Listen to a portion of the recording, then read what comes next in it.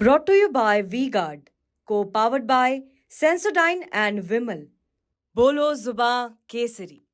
लोकसभा चुनाव के 2 चरण पूर्ण हो चुके हैं। तीसरा चरण 7 मई को होगा, उसके बाद चौथा चरण होगा। ऐसे में राजस्थान में 2 चरणों में चुनाव के बाद अब जो बड़े नेता हैं वो जो अन्य राज्य है वहाँ पर प्रचार करने की तैयारियां कर रहे हैं और कई जगह सभा हो चुकी है। सचिन पायलट जो छत्तीसगढ़ के प्रभारी है वह लगातार छत्तीसगढ़ को साधने की में जुटे हुए हैं। लगातार जो वहाँ के नेता हैं, जो वहाँ के प्रत्याशी हैं, उनके समर्थन में प्रचार कर रहे हैं। उसके बाद जो गोविंद सिंह डोटासरा हैं वह जुटे हुए हैं। अशोक गहलोत हैं, वह गुजरात हो, महाराष्ट्र हो या फिर जो दूसरी सीटें हैं जिसमें छत्तीसगढ़ हो, वहाँ पर लगातार प्रचार कर रहे हैं। 2 दिन से वहाँ पर हैं और कहीं न कहीं लोगों को साधने में जुटे हुए हैं, क्योंकि जो राजस्थान से जुड़े लोग हैं, जो राजस्थान से प्रवासी हैं, वह बाहर अपने परिवार सहित बाहर रहते हैं। ऐसे राज्य है जहाँ पर रहते हैं जिसमें गुजरात, छत्तीसगढ़, महाराष्ट्र और तेलंगाना, इनमें सबसे अधिक राजस्थानी है वह रहते हैं और परिवार के साथ वहीं रहते हैं। तो उन प्रवासी राजस्थानियों को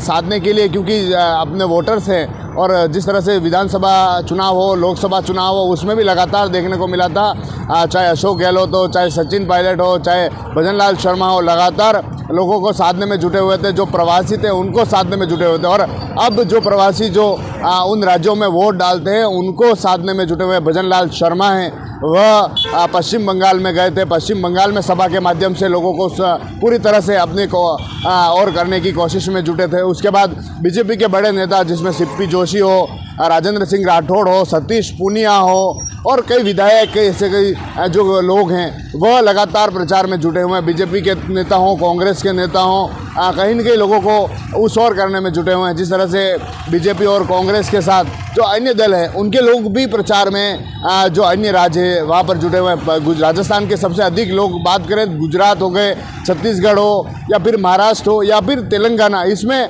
राजस्थान के जो लोग हैं वह प्रवास जो इन राज्यों में प्रवास करते हैं, प्रवासी राजस्थानी हैं जो अपने परिवार के साथ व्यापार करते हैं या फिर परिवार के साथ वहाँ बस गए, तो उनको निशानों पर, उनको कहीं न कहीं भाजपा कांग्रेस में लाने के लिए, उनको अपनी योजनाएं बताने के लिए, उनको अपने राजस्थान की याद दिलाने के लिए नेता हैं पूरी तरह से जुटे हुए हैं, पूरी तरह से उनको साधने में जुटे हुए हैं किस तरह पार्टी के लिए वोट लाया जाए।